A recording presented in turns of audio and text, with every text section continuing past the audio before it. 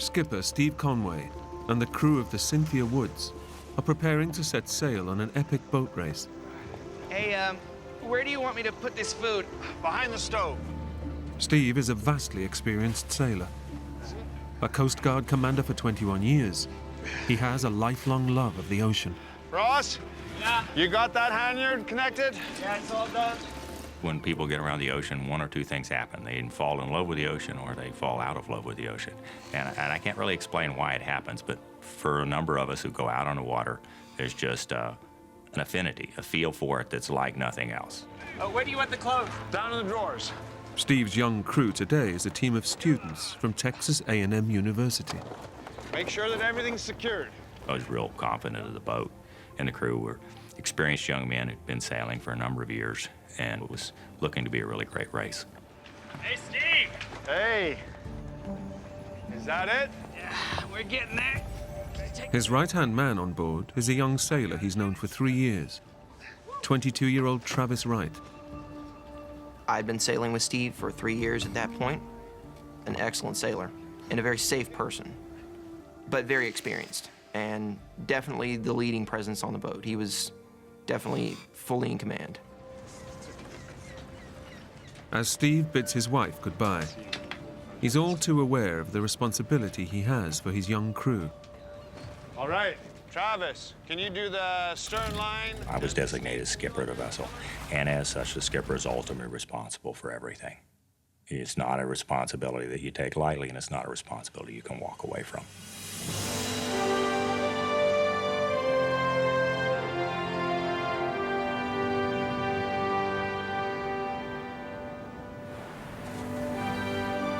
For over 3 months, the crew have trained together in preparation for the 630-mile race from Galveston, Texas to Veracruz, Mexico. Almost there. A little bit more. The feel of the wind and the sound of the wind through the rigging and the feel of the boat in the waves is just almost addictive. They sail 6 miles out of the harbor, and boat safety officer Roger Stone counts them down to the start of the race. What time is it now, Roger? Okay, 20 seconds, 20 seconds! 20 seconds, gentlemen. 20 seconds. Roger was a very experienced sailor, very experienced racer, a really great coach. Just a great way of explaining to the young men and women what to do and how to do it. We're coming up to the line! Getting ready. 10 seconds! 10 seconds, guys! 4, 3, 2, yeah, we go! Here we go. All right.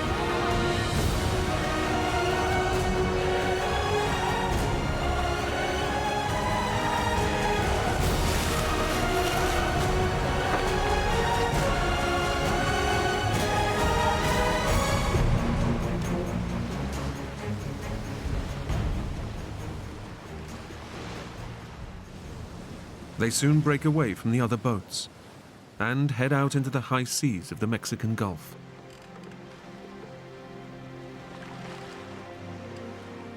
Just keep it pointed 180 degrees due south. Steve Guy is the least experienced sailor on board and is relishing the chance to take part in a big ocean race. Travis was sitting next to me, showing me kind of how to do things, and Doing good. I felt pretty good. You know, I'm in control of this boat, and it's just kind of a power rush because you're like, here I am on the open ocean, doing what I love to do. Enjoying yourself, Steve? Oh, yeah. Everyone was ready to go, but you could also tell we were also in that competitive mood of we're wanting to do this right. Here's a way to see how fast we're going. See? Adjust the sail and see how we go faster. Okay. As the race gets underway, the crew are in high spirits and excited by the challenge ahead. Doing good. Yeah.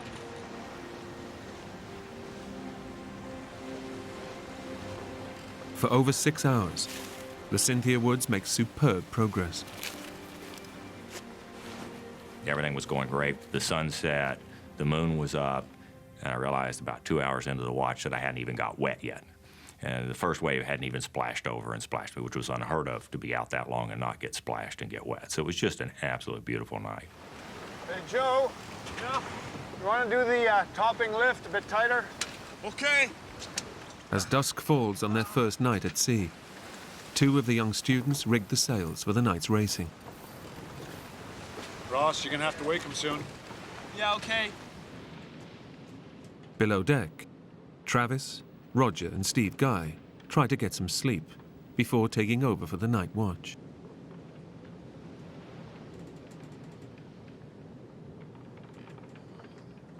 It wasn't my time to go on deck yet. I just decided, okay, I'll get up, I'll get something to eat, I'll go, shoot the breeze with the guys on deck and see what's up and start getting settled in.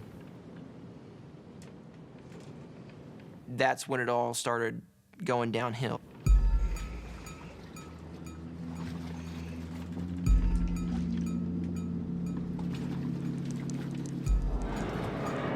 Finding water inside the cabin is not unusual, but Travis instinctively suspects something is badly wrong.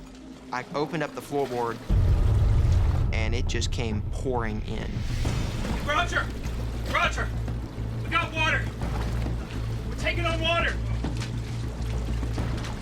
Hey, Steve! Steve! What's going on? We're taking on water! Start the engine! It's every sailor's worst nightmare. The boat's hull has a serious leak.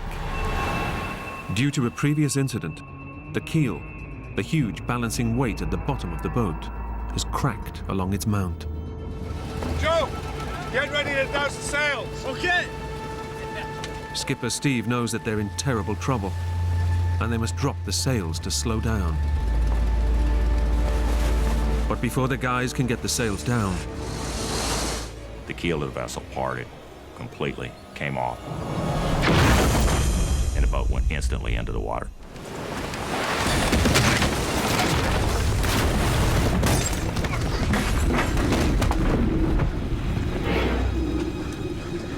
The boat just laid over into the water, just completely horizontal. All of a sudden, the lights go out. The engine shuts off. What happened? I don't know! up on deck, Skipper Steve is clinging to the capsized boat. I was hanging underneath the boat because it wasn't still up out of the water at that point, thinking it was time to go. The boat's going down! Everybody off! Unclip yourselves!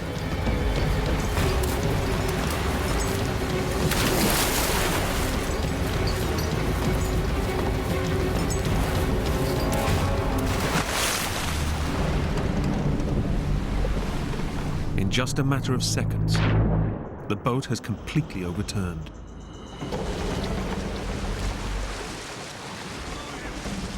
Steve and the two students on deck escape the sinking boat. Come on, guys.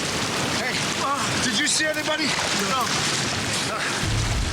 But Roger, Travis, and Steve Guy are trapped inside. And seawater is flooding in. I'm not dying in here! Yeah, I screamed it, I'm not dying in here. This is not where I'm gonna die. Unless they can find a way out of the cabin, they are just seconds from being dragged to the bottom of the ocean. Emotion's telling you at that point, you're screwed. I mean, there is no way out of a situation like this.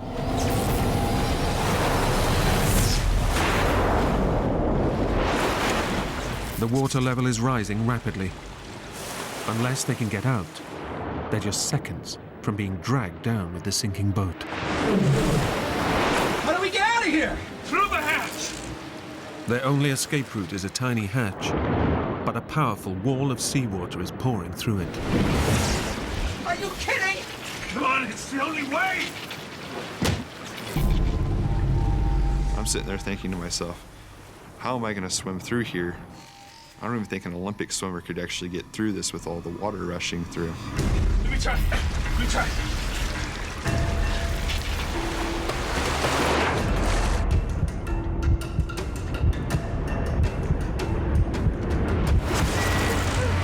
I can't do it! I can't do it! We couldn't even hope to match the flow. I was hoping to grab the sides of it and force my way out, but the first time I tried that, it blew me right back.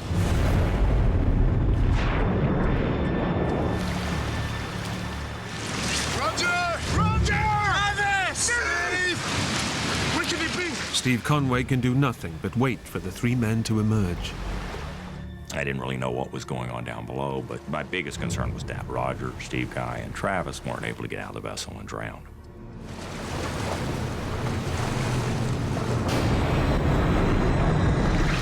Gotta get out of here, man. What are we gonna do? I was terrified beyond belief. I don't even want to see what my face looked like at that point. Take a deep breath. Go for it. I'll push you through. It's your only chance. As I was trying to go down the second time, Roger grabbed my legs and pushed.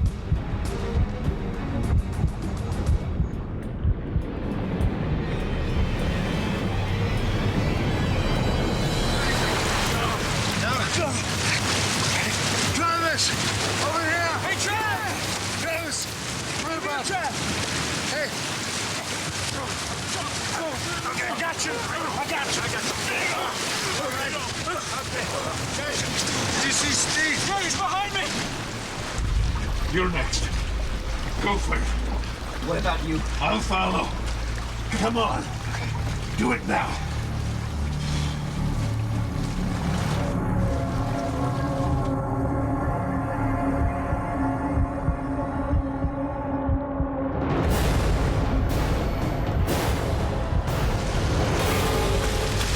Steve! Steve! Steve! Come here! Come on! Do it! Bring over! I got you! Hold on! Hey! We got you! 5 of the 6 crew are now out of the boat, but there is still one man missing. They wait.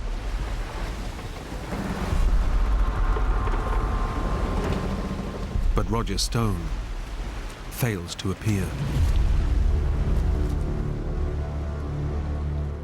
Nobody knew what happened to Roger. Nobody had seen him come out the other side.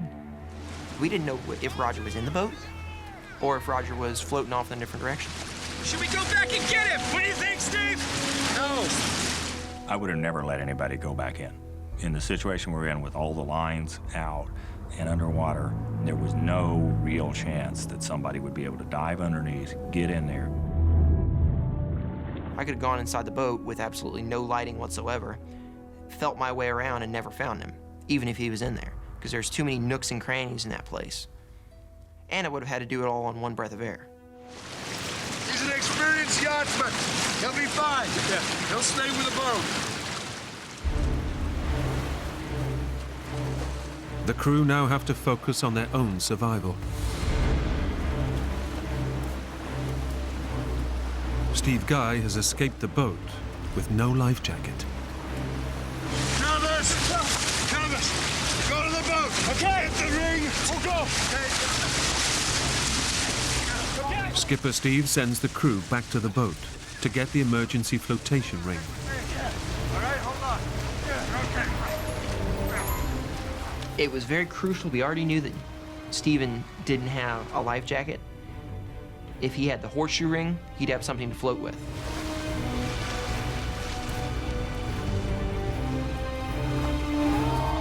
The guys have only moments to grab it before the boat sinks, but it's tangled in a web of matted ropes.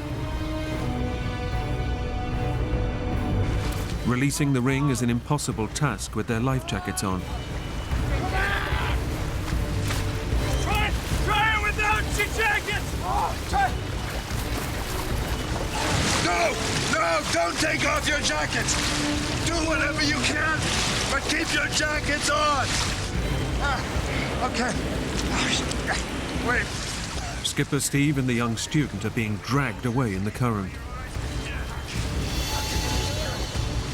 He knows he must take immediate action. At this point, there's a couple of major things you try to do. The first thing you try to do is stay with the boat. The second thing you try to do is stay together. So in this case, Steve and I couldn't swim back to the boat. So I decided that it would be better for us to stay together. Also, I wasn't sure that my flotation was enough for both Steve and I. Guys! Wait! Come here! Skipper Steve orders the guys to abandon the flotation ring.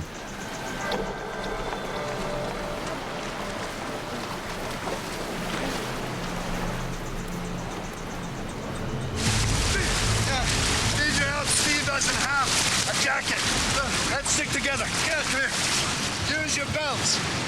Steve decides their best option is to tie themselves together so that no one can drift off into the vast ocean alone. Try onto this. Got it? Come in. Come on, let's go. Joe Wrangler is on a dream fishing cruise in Mexico's Sea of Cortez. I've always been pretty much of a city boy. I like going outdoors. I like going fishing. I love going fishing. And when I started going on these trips, I found my niche. To me, that is the greatest trip in the world, is to go down there for 6 days, get on a boat, and forget everything. Just fish till you drop. To share the experience, he's invited his childhood friend, Lorenzo Madrid, along for the trip. I first met Lorenzo Madrid when we were in junior high school. Hey, Larry. What? Look at that. See the We were pretty much good time boys. Oh, yeah, she's got your beard. Hey, shut it. He was a good guy to hang around with.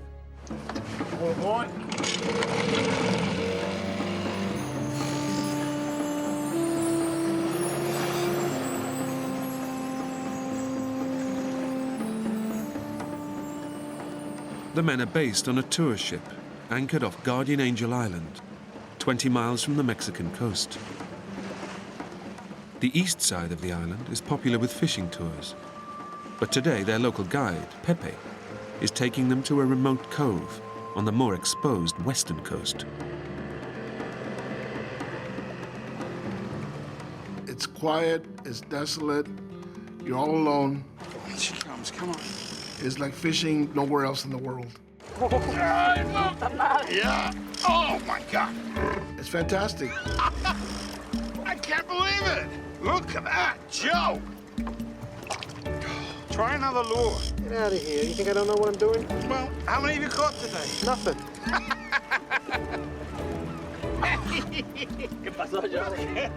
The detour to the remote side of the island pays off. After a successful day's catch, the two friends are more than happy with their guide, Pepe. He's a nice kid. He's outgoing, willing to please. Pepe did not speak any English at all. What'd he say? The bucket's too small, man. The bucket's too small. Sí, vamos. As the sun starts to set, it's time to head back to the tour boat.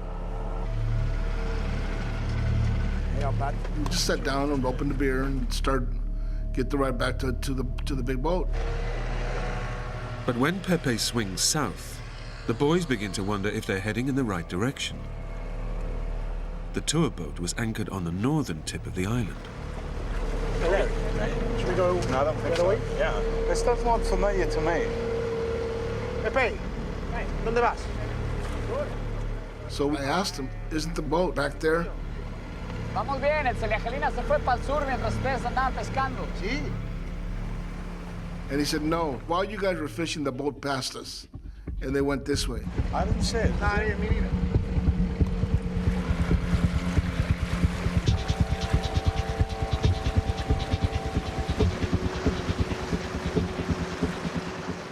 We figured he's a professional, he knows what he's doing, he knows where he's at. And we left it at that.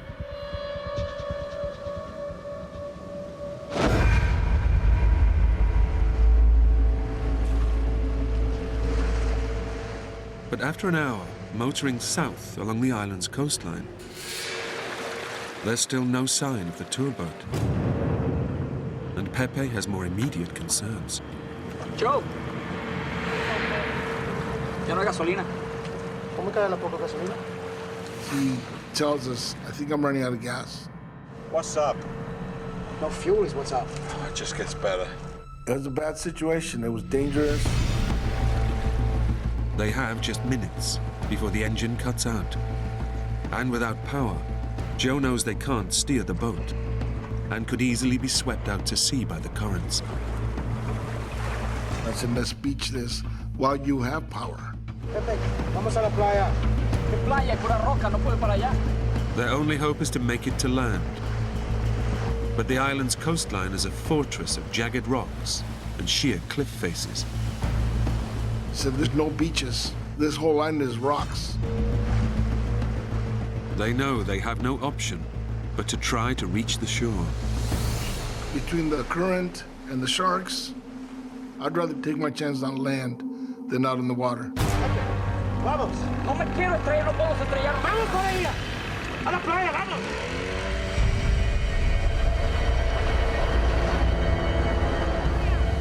The only thing you can see is the white of the pounding water on the rocks. We were scared.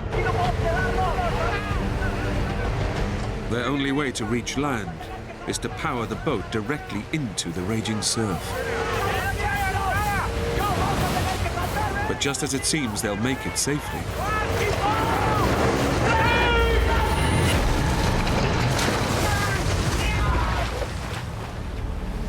a surge of water hit me from behind and forced me into the rocks.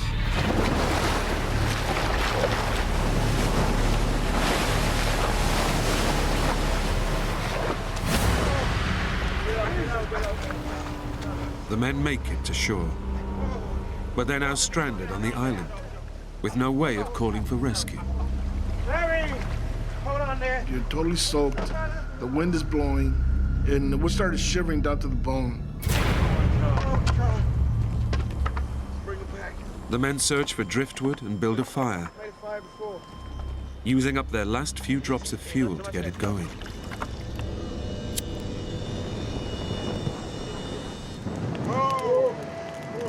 Once we got the fire going, we were able to dry off, and it wasn't all that unbearable anymore. Not so bad now, Larry. We knew it should have been an easy thing for the big boat to pick us up the next morning. It's calls for a beer.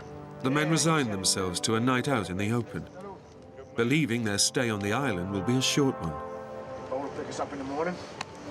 We out.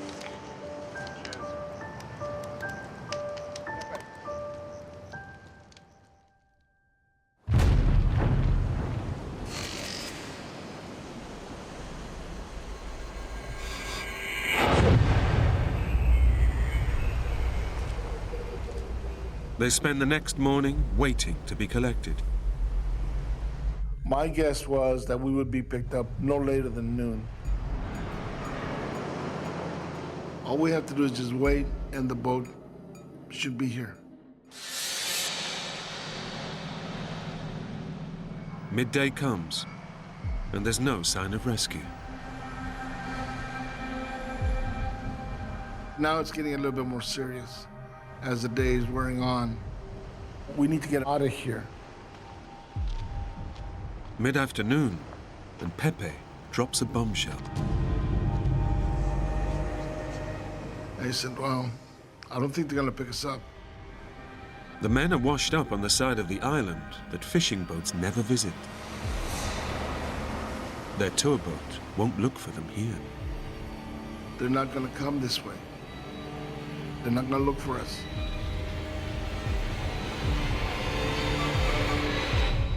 It's like somebody just pulled the bottom out from under you. La única manera de salir de aquí es si nosotros hacemos algo al respecto. ¿Qué hacemos? What's he saying? He said the only way we're gonna get off of here is if we do something ourselves. Pepe comes up with an audacious plan to get them back to the mainland. Si no tiene agua, pero la podemos sacar con la cubeta. Si a Larry le podemos dar la cubeta, unos remos, se puede buscar para... He says we can bail it out. Get it on the sea. Maybe we can use it. Is he serious? He said, we can take this boat across. We can row across. Larry puede sacar con la cubeta. Between the three of us, we can get it over there.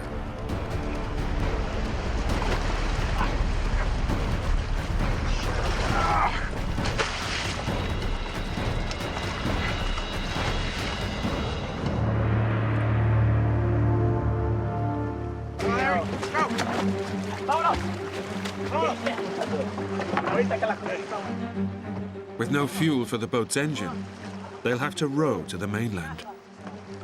But it's a 20-mile journey across open seas. It was an unbearable hot day, probably close to 100, but it felt good to be doing something. Out. Get the rhythm. Keep this up, guys. We actually thought we could make it.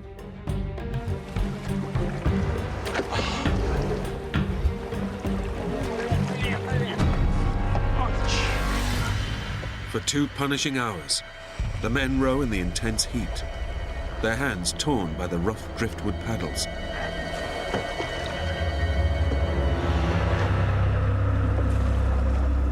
I'm getting exhausted. I am getting to the point where I'm just gonna drop.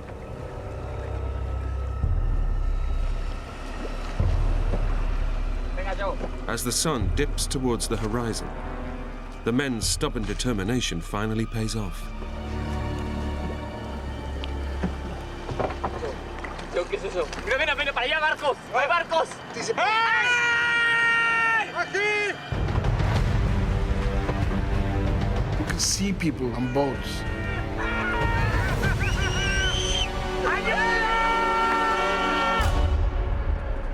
They didn't hear us. They didn't hear us. They didn't look. They didn't do anything. They can't see us. Joe, keep paddling. The men push on, hoping to close the distance to the shore.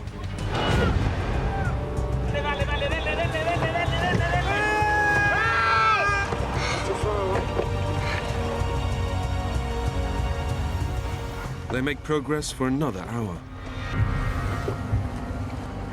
But from nowhere, they're gripped by a powerful undercurrent. We're going backwards. What? We're going back. What do you mean? It's a very strong current. It's a really strong current. Too far away. Now we couldn't make any headway. The tide has turned, and it's pulling them backwards. Come on, Joe, come on! We're trying frantically to row faster. Come on, come on, come on! Come on! It's not that far! We're not moving. We are in some deep trouble.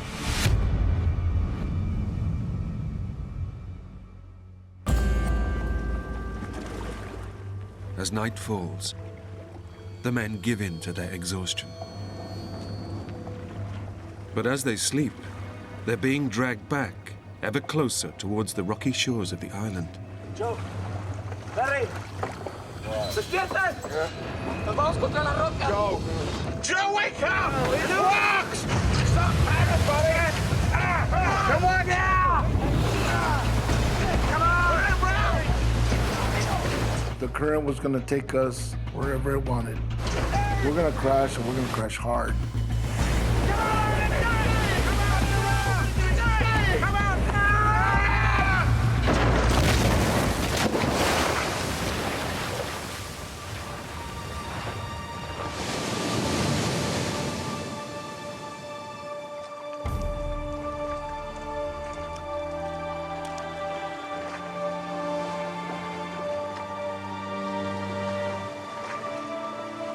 Joe and Pepe make it safely to shore. But Lorenzo is thrown violently onto the rocks, severely spraining both of his ankles. The 3 men's attempt to escape the island has failed, and their boat is now completely wrecked. We didn't talk much that night. Lorenzo and I were pretty down in the dumps. We were depressed. 400 miles away, in California, Joe's wife receives a phone call. That was when I learned that they were missing. I just was gone. I can't even describe it. It was like, you know, my feet were kicked out from me.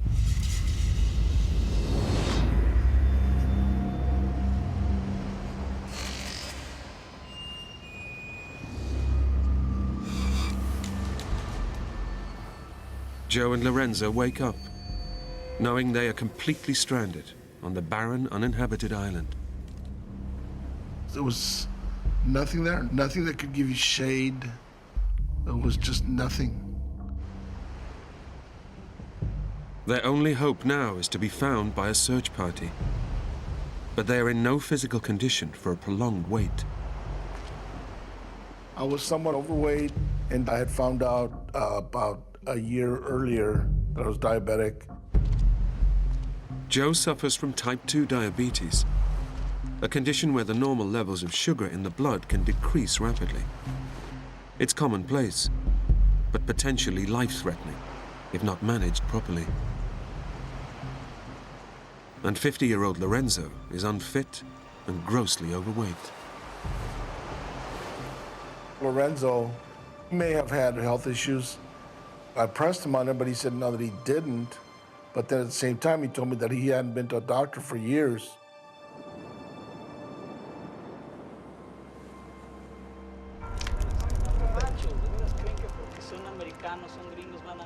As they face a third night out in the open, Pepe again insists that help is not coming. He just kept saying that the only way that we're getting out of here is if we get ourselves out of here. Says they ain't coming.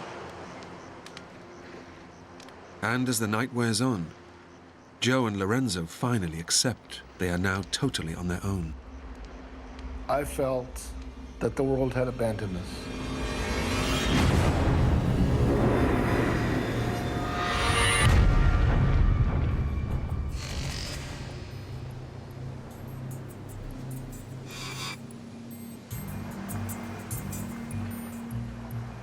After 2 days of waiting for rescue, the men must take their survival into their own hands and hike to the northern tip, where tourist boats will be moored.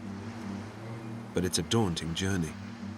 This island's 20 by 40 miles. It's uninhabited. There's nobody there. Pepe told us that there probably is commercial fishermen or the tail end of the tourist boats at the northern end of the island. And if we get there, we will be picked up. But the men have no idea how far down the coast they are.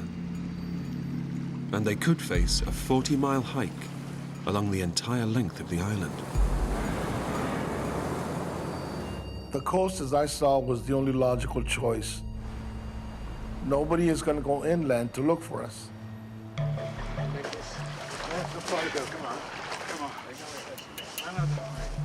Through the burning afternoon, the men picked their way over the broken rocks. Come on, man.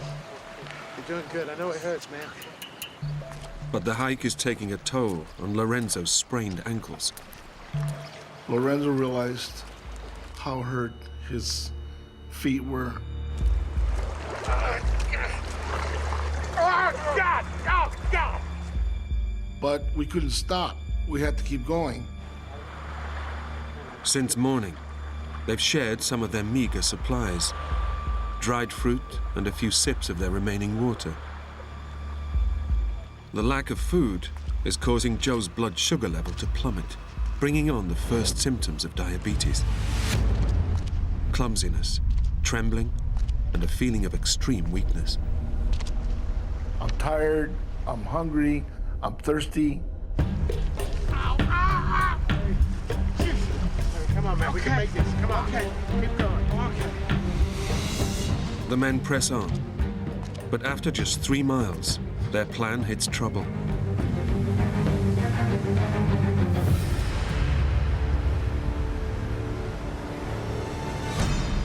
Their route north has come to a dead end.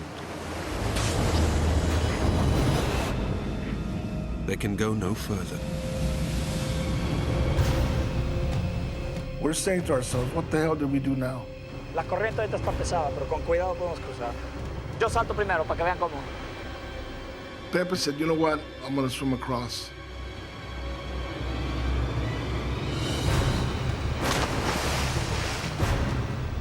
Between the current and the rocks, I didn't think he had much of a chance to make it.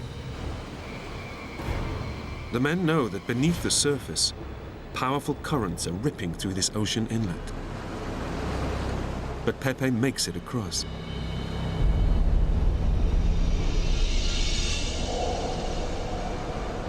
Wish me luck, buddy.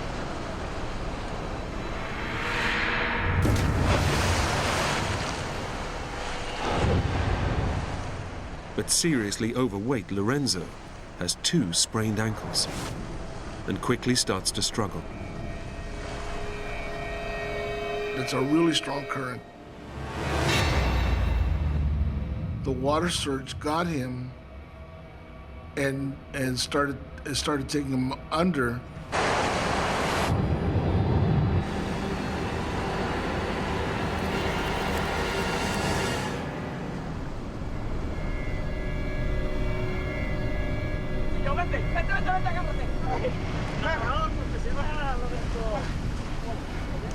Joe!